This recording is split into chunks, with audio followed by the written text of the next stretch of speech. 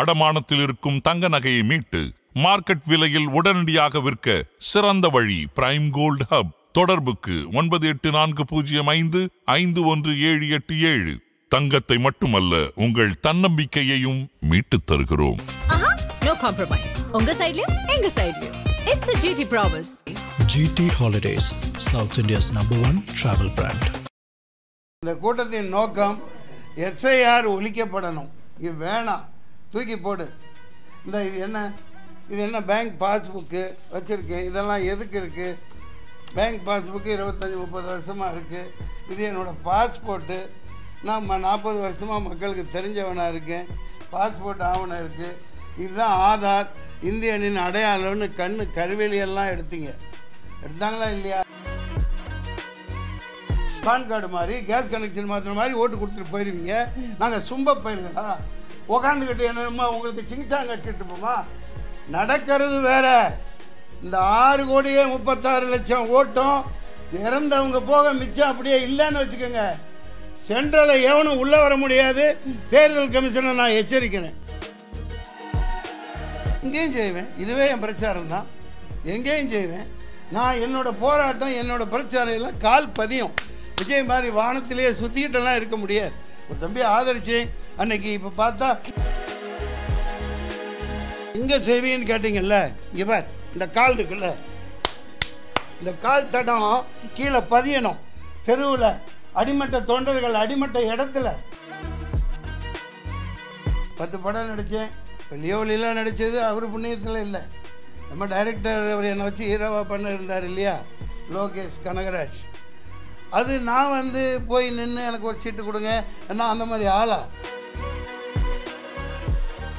நிறைய சம்பாதிச்சு சொத்து வச்சுருக்காரு. நிறைய படம் எடுப்பார். ரஞ்சிதமே உதட்டு வலிக்க கொஞ்சமேனு உதட்டு வலிக்க கொஞ்சிட்டு முட்டி வலிக்க எல்லா வேலையும் செஞ்சுட்டு அவர்கிட்ட வர்றாரு. மக்களுக்கு முட்டி வலிக்க பாடுபடுவார். வணக்கம், அனைவருக்கும் வணக்கம். இந்த SIR அப்படின்னாவே ஆங்கிலேயர்கள் நாட்டு ஆலையில் மக்களை அடிமையாக வச்சுருந்து இந்த அடிமைகள் வாயால் அவனை சார்னு கூப்பிடணுங்கிறதுக்காக ஸ்லேவ் ஐ ரிமைன், அதான் உண்மையான பொருள். உங்கள் எல்லாத்துக்கும் தெரியும். ஐயா நான் எப்போவுமே உங்களுக்கு அடிமை அப்படின்னு வணக்கம் போடுறதுக்கு. அதே இந்த SIR அவங்களுக்கு அடிமையாக இருந்த ஒரு கும்பல், பாசிச கும்பல், இன்றைக்கி தமிழ்நாட்டில் ஒட்டுமொத்த நாட்டை சூறையாடி வருது. பீகார், மகாராஷ்டிரா, ஹரியானா, அது தொடர்ந்து இப்போ தமிழ்நாடு பலிகடாக இருக்குது. அதாவது ஸ்பெஷல் இன்டென்சிவ் ரெவிஷனா, ஸ்பெஷல் அதிலே ஒரு இன்டென்ஷன் இருக்குது பாருங்கள், வாயிலேயே நுழையில. இப்போ என்ன காமெடின்னா, போன வாரமே அந்த என்னைக்கு இவங்க கொடுத்தாங்களோ, ஃபாரம் கொடுக்க போனாங்களோ, அப்போவே மக்கள் தொடர்பாளரை சொன்னேன் இதை ஏற்பாடு பண்ண சொல்லி. அப்புறம் சரி இது என்னதான் நடக்குது தெரியட்டும், ஃபார்ம் கிடைக்கட்டும்னு காத்திருந்தேன். இதை நான் என் வக்கீல், கிரிமினல் லாயர் கிங்ஸ்டன் ஜெரால்டு, அப்புறம் நெக்சன் வில்லியம்ஸ், முரளி குமரன், எல்லா லாயர்ட்டையும் என் அசிஸ்டண்ட் கொண்டு போய் கொடுத்துட்டு இதை ஃபுல்லப் பண்ணணும், நீங்கள் பண்ணி கொடுங்கன்னு. நீ 2 மட்டை போட்டுட்டு வேண்டாம் வா, நான் ஜாமீன் வாங்கி கொடுக்குறேன், சரியா? இது பாரத்தையெல்லாம் எங்களை ஃபுல்லப் பண்ண சொல்லாது, எங்களால் அது முடியாது, நாங்கள் படித்த படிப்புக்கு அது முடியல அப்படின்னு சீரியஸாகவே சொல்கிறேன். மிகப்பெரிய காமெடி.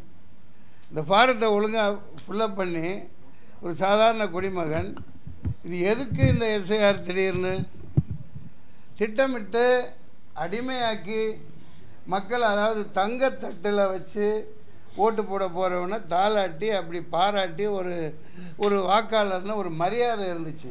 இந்த கூட்டத்தின் நோக்கம் SIR ஒழிக்கப்படணும். இது வேணாம், தூக்கி போடு.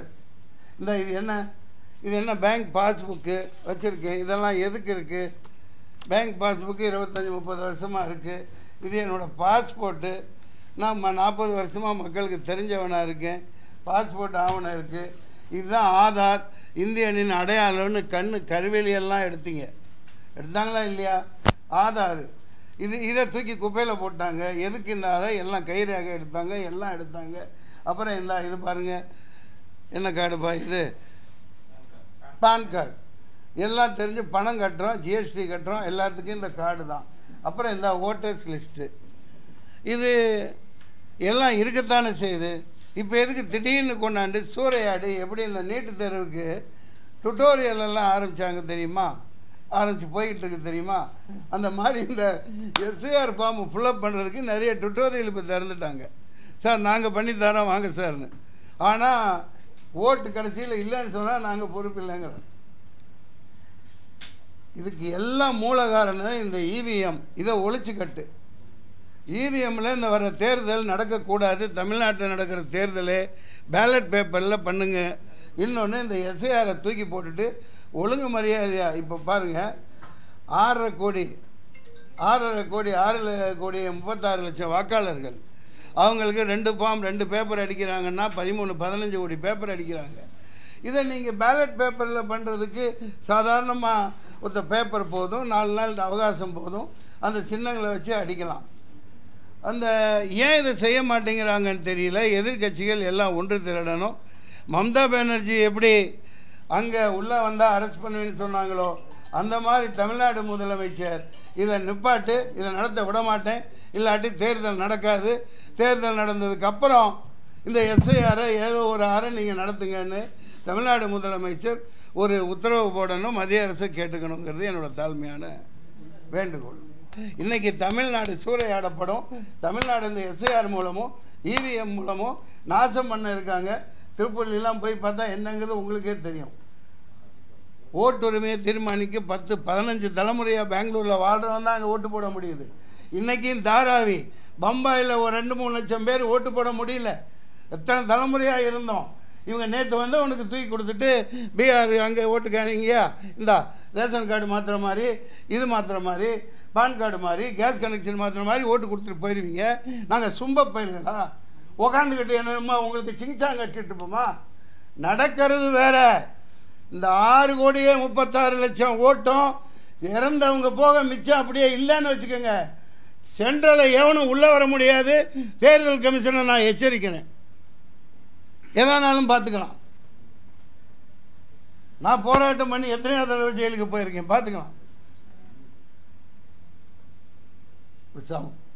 சமூக அக்கறையோட இதை இந்த நேரத்தில் எஸ்ஐஆர் இதை ஒழிக்கப்படணும். ஃபார்மெல்லாம் நிப்பாட்டுங்க. தேர்தல் முடிஞ்ச பிறகு நீங்கள் செய்யுங்க. ஏன் இது 1 மாதத்தில் நடத்துகிறீங்களே வெண்ணீங்களா? நான் அவங்கள கேட்குறேன், நீ இந்த சாதிவாரி கணக்கெடுப்பை நீங்கள் 1 மாதத்தில் நடத்தலாம்ல? 5 நாளில் நடத்தி முடிக்கலாம். எல்லாத்துக்கும் வேலை வாய்ப்பு கொடுக்கலாம். இவனுங்களே உட்காந்து ஆண்டுக்கிட்டு பேண்டுக்கிட்டு மோண்டுக்கிட்டு இருக்கானுங்க.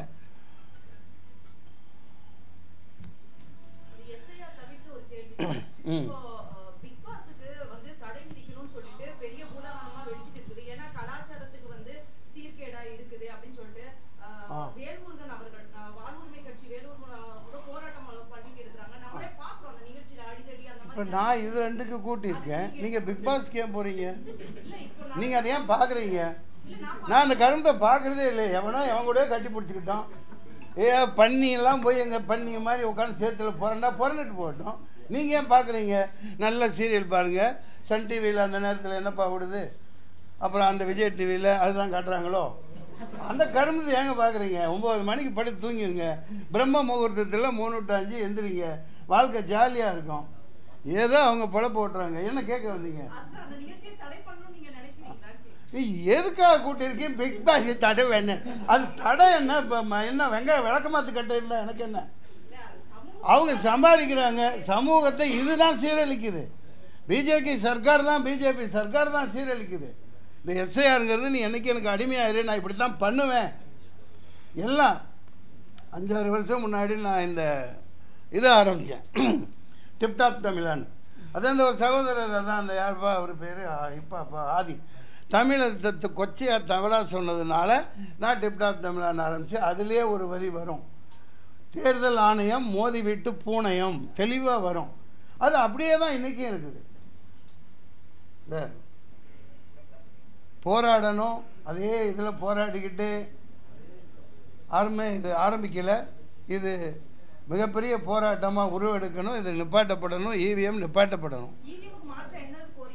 ஏங்க பேலட் பேப்பருங்க, சும்மா ஒரு பேப்பர். என்ன இந்த காலம், இந்த காலத்துக்கு என்ன வந்துச்சு? ஏன் இந்த காலம் கற்காலமா அது? ஏன் அமெரிக்கா கற்காலத்திலேயா இருக்கான்? பிரிட்டிஷ் கற்காலத்திலேயா இருக்கான்? ஏப்பா இந்த அம்மா கேட்குறாங்க பெண்மணி, கற்காலத்துக்கு போறியே, அப்போ ஏன் நம்ம சம்பிரதாயம் குடவோலைன்னு தமிழன் முத கண்டுபிடிச்சது, அதை ஏன் கை விடுறீங்க? அது சிம்பிள். சிசிடிவி இருக்கா, சிசிடிவி ஃபுட்டேஜ் இருக்கா, எல்லாம் பார்க்குறாங்கல்ல. பூத் கேப்சர் நடந்தாலும் பார்க்கும், கமிட் ஆகும். பேப்பரில் குத்து மடி உள்ளே போடு, சந்தோஷமாக போய் தூங்கு. இது இந்த அளவுக்கு போட்டால் அந்த அளவு ஜெயிக்கிறான். எதுக்கு இந்த அளவு? இவிஎம் அளவு எதுக்கு? சங்கு ஊதிடுவான், இந்தியாவை ஊதிட்டான் இவிஎம்மை வச்சு. இன்னும் உங்களுக்கு உணர்ச்சி வரலை, உங்களுக்கு நீங்கள் போராட தோணலை. லட்சம் வக்கீலுங்க போராடி செத்துட்டான். அதை இப்படி தான் நடத்துவீங்கிறான். தேர்தல் அப்படியே நடக்குது. என்ன நடத்தி இப்படி என்னத்தை உன்னத ஆட்சியை கொடுத்துட்டான்? எல்லாம் அடிமையாக்கி தானே வச்சுருக்கான். அதானி போட்டு, அதானி இது, அம்பானி. இந்த கோழி இல்லை, கோழி ஜிஎஸ்டின்னு போட்டு அதுக்கு உதாரணம் சொன்னால் அதான் இங்கே படித்தேன். ஃபுல்லாக எல்லா முடியும் பிச்சுட்டு, எல்லாம் ஒரு சேவலில் உள்ள ஒட்டு மொழி எல்லாத்தையும் இறக்கையை பிச்சுட்டு கீழே போட்டவுடனே 4 தானியத்தை எடுத்து போட்டால் அது நகர்ந்துக்கிட்டே வந்து கொத்தி திங்கும். இங்கே பார், ஜிஎஸ்டியில் குறைச்சிட்டேன், ஜிஎஸ்டியில் உங்களுக்கு குறைச்சிட்டேன். வரி போடுவாங்களாம், வரி மேலே வரி போடுவாங்களாம். டோல்கேட்டு லட்சக்கணக்காக கோடி, 1000 கோடிக்கு கொள்ளையடிச்சு நிதின் கட்கரி இங்கே ஒரு கல்யாணம் 1,00,000 கோடியில் நடத்துகிறாங்க. இதுதானே நடக்குது. அதானி அம்பானி காலில் போய் கொட்டிக்கிட்டு எல்லாத்தையும் அவங்களோட அஜெண்டா, அந்த பஞ்சதந்திர கதைப்படி அவங்க ஆட்சியை நடத்திட்டு இருக்காங்க. போட்டு உருட்டுறது, புரட்டுறது, மக்களை அடிமையாக தான் வச்சுருப்பாங்க, படிக்க விட மாட்டாங்க. அது வெளிப்படையாக தெரியுது. ஐயா, நான் தப்பு செஞ்சிருந்தா நான் மன்னிச்சுக்குங்க. நான் நியாயமாக சொல்கிறேன், எனக்கு நெஞ்சு வெடிக்குது. ஆமாம், எந்த கட்சியாக இருந்தாலும் சரி, பிஜேபி ஆதரிக்கிற கூட்டணியில் இருக்கிற அனைத்தும் பாசிச சக்திகள் தமிழ்நாட்டுக்கு உதவாது. அந்த விதத்தில் நான் ஆளுங்கட்சியை வேறு வழி இல்லை. டிஎம்கே தான் மறுபடியும் வரும், ஆணித்தரமாக வரும். நானே விழுந்து வேலை செஞ்சாலும் செய்வேன். இத்தனை காலம் எதிர்த்தவன், இப்போ வேறு எனக்கு வழி இல்லை. எங்கேயும் செய்வேன். இதுவே என் பிரச்சாரம் தான். எங்கேயும் செய்வேன். நான் என்னோடய போராட்டம், என்னோடய பிரச்சாரம் எல்லாம் கால் பதியும். விஜய் மாதிரி வானத்திலேயே சுற்றிக்கிட்டெல்லாம் இருக்க முடியாது. ஒரு தம்பி ஆதரிச்சேன் அன்னைக்கு. இப்போ பார்த்தா அவர் அது என்ன, இப்போ எங்கே செய்வீன்னு கேட்டிங்கல்ல, இங்கே பார், இந்த கால் இருக்குல்ல, இந்த கால் தடம் கீழே பதியணும். தெருவில் அடிமட்ட தொண்டர்கள், அடிமட்ட இடத்துல, மார்க்கெட்டில், வயலில், அங்கே போய் சந்திக்கணும் மக்களை. வானத்திலேயே உலாத்திக்கிட்டு வான தூதர்களாக இருந்துக்கிட்டு ஹெலிகாப்டரில் போய் இறங்கி ஹெலிகாப்டரில் வர்றவன் பணக்காரனுக்கு தான் சொம்படிப்பான், பணக்காரனுக்கு தான் பல்லாக்கு தூக்குவான். புரியுதுங்களா? அறிஞர் அண்ணா எப்படி வந்தா, எப்படி கஷ்டப்பட்டாங்க. இந்த மாதிரி லாட்ஜில் கூட தங்கலைங்க. அங்கே போனால் டூரிங் டாக்கீஸ் பேச்சு முடிச்சுட்டு 10 மணி ஆகுது, 10:30 மணி ஆகுது. மேடையில் அவங்களோட உரையை முடிச்சுட்டு, அவர் உரையெல்லாம் கேட்க நம்ம இப்போ பிறக்காமல் போயிட்டோம். அங்கே சாதாரணமாக போய் மக்கள் 10 பேர் இருந்திருப்பாங்க. டூரிங் டாக்ஸில் பெஞ்ச் இருக்கும்ல, அதில் போய் வச்சு படுத்துட்டு காலையில் எழுந்திரிச்சு தண்ணி குளிச்சுட்டு அடுத்த இதுக்கு கிளம்பிடுறாங்க. அப்படி வாழ்ந்தவங்க. இன்றைக்கி தலைவர்னு வர்றவங்களாம் அப்படியே இருக்கான். Special flight, chartered flight. இது சும்மா கற்பனகதி. இதெல்லாம் ஒரு மயிரும் பிடுங்க முடியாது, ஒரு ஆணையம் பிடுங்க முடியாது. இதுதான் விஷயம். ஒழித்து கட்டப்பட வேண்டிய சக்தி இவிஎம் அண்ட் எஸ்ஐஆர் ஃபார்ம்.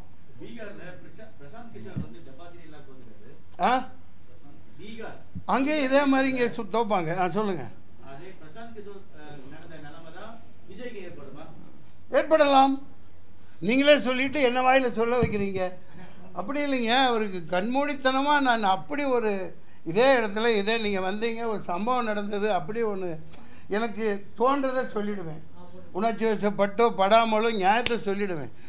ஆயிரக்கணக்கான ஃபோன் உங்கள் புண்ணியத்தில், அவ்வளவு ஃபோனு, தகவல், மெசேஜு, பாராட்டு. நான் அதை நினச்சி நான் சொல்லலை. ஆனால் அந்த மனிதன்ட்டு ஒரு ஃபோன் கூட வரல. 10 படம் நடித்தேன். இப்போ லியோலிலாம் நடித்தது அவர் புண்ணியத்தில் இல்லை. நம்ம டைரக்டர் அவர் என்னை வச்சு ஹீரோவாக பண்ண இருந்தார் இல்லையா, லோகேஷ் கனகராஜ். அது நான் போய் நின்று எனக்கு ஒரு சீட்டு கொடுங்க, நான் அந்த மாதிரி ஆளா? நான் எப்பயே பிறந்து எப்பயே பணம் காட்டு நெறி, எப்பயே எல்லா காட்டு தண்ணியும் குடித்தவன். அதனால் அது ஒரு கற்பனையான உலகத்தில் அவர் இறக்கி விடப்பட்டவர். ஓய்பிரிவு பாதுகாப்பு கொடுத்துருக்காங்களா தம்பி விஜய்க்கு? இதுக்கப்புறம் ஜெட்டு கொடுத்தாங்களா? என்னங்க சொல்லுங்கள், நீங்கள் தாங்க சொல்லணும். அதுக்கப்புறம் ஜெட் பிரிவு கொடுத்துருக்காங்களாம். ஒரு சாதாரண இந்த மக்களுக்கு வந்து அடிமட்ட தொண்டர்களோடு அவங்க இப்போ நீட்டை தூக்கணும், ஸ்ரீலங்கா தமிழர்களுக்கு நீளம் கிடைக்கணும், இங்கே விவசாயிகள் நிலமெல்லாம் பாலாகுது, கார்பரேட் வயமாகுது, ஃபெர்டிலைசர்ஸ் எல்லாம் பயங்கரமாக விஷமாகி கத்திரிக்காய் எவ்வளோ பெருசு வருது, கொய்யாக்காய் எவ்வளோ பெருசு வருது, பப்பாளி எவ்வளோ பெருசு வருது, எல்லாமே நஞ்சூட்டப்பட்டு வருது. இதெல்லாம் தீர்க்கிறதுக்கு மக்களோட மக்களாக போராடணும் ஒரு மனுஷன். அவர் கார்பரேட்டு கூடயும் இலுமினாட்டிகளுக்காகத்தான் அவர் வருவார் ஒரு இதுக்காக. அதனால் இன்றைக்கி என்னோடய முடிவு அதுதான். அவரால் ஒன்றும் செய்ய முடியாது. நீங்கள் கேட்டதுக்கு பதில் நீங்களே கேட்டீங்க, நீங்களே சொல்லிட்டீங்க. சார், மக்களை சந்திக்க ஹெலிகாப்டர்ல போக போற விஜய் வந்து மற்ற கட்சிகளுக்கு சும்படிக்க வந்திருக்காரா சார்? சொல்லிட்டீங்க, அடிங்க. நீங்க சொல்லுங்க சார். சொல்லிட்டேன். நீங்கள் சொன்னதை நான் சொன்னேன். எனக்கு என்ன பயமா? ஏண்டா எவனையோ கண்டு நான் இது என்ன எனக்கு பயமா? முந்தா நேற்று வந்த மனுஷன் இல்லைமா, அவர் நல்லபடியாக பண்ணட்டும், சம்பாதிக்கட்டும். நிறைய சம்பாதிச்சு சொத்து வச்சுருக்காரு, நிறைய படம் எடுப்பார். ரஞ்சிதமே உதட்டு வலிக்க கொஞ்சணுமேனு உதட்டு வலிக்க கொஞ்சிட்டு முட்டி வலிக்க எல்லா வேலையும் செஞ்சுட்டு அவர் வர்றாரு. மக்களுக்கு முட்டி வலிக்க பாடுபடுவார். முட்டியெல்லாம் வலிக்கும் இல்லையா நடந்து போனா? போப்பா நீங்கள் வேலை. ஏங்க விமர்சனம் வைக்கணும்னு வைக்கலைங்க. எனக்கு அதெல்லாம் எனக்கு ஒரு சும்மா போகிற போக்கில் சும்மா தட்டிட்டு போகிறது. எனக்கெல்லாம் ஒரு ஈக்குவல் கிடையாது.